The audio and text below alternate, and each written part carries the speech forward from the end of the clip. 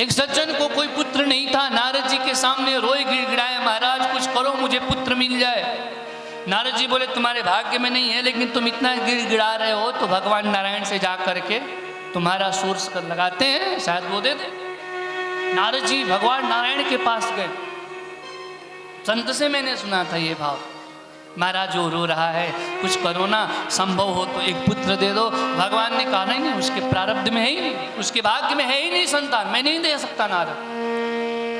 और तब तक से महाराज कुछ दिन बाद एक महात्मा गए, भैया एक रोटी दे दो एक पुत्र ले लो, 2 रोटी दे दो 2 पुत्र ले लो, 3 रोटी दे दो 3 पुत्र दे दो। जैसे वो व्यक्ति ने सुना दौड़कर 7 रोटी लेकर के आए, महाराज ये ले लो कृपा करो। बोले जाओ तुम्हें 7 पुत्र।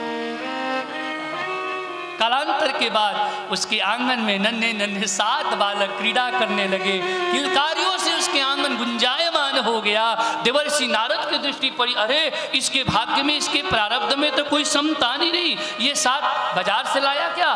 जाकर के पूछ लिए क्यों ये तुम्हारे? हाँ हाँ महाराज, और आप तो बात मत करो, आप तो बोले थे तुम्हारे भाग्य में एक भी संतान नहीं। देखो एक महात्मा ने कृपा किया, 7 मैंने रोटी दिया, 7 रोटी के बदले 7 मुझे पुत्र प्राप्त हो गए।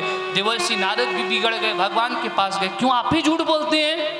क्या हुआ नारद, आपने तो उस व्यक्ति को कहा था कि एक भी पुत्र नहीं है, मेरी वाणी मिथ्या हो गई, मेरा प्रतिष्ठा हो गया संसार में जगत में, उसके आंगन में 7 पुत्र खेल रहे हैं। भगवान ने बोला मैं तब भी झूठ नहीं बोला था नारद, और मैं अभी भी झूठ नहीं बोल रहा हूँ, उसके भाग्य में कोई संतान नहीं थे, पर किसी संत ने दे दिया होगा। कैसे संत दे देगा? बोले नारद संत की अपनी कोटा होती है, जो भगवान नहीं कर सकते वो भी संत कर सकते हैं।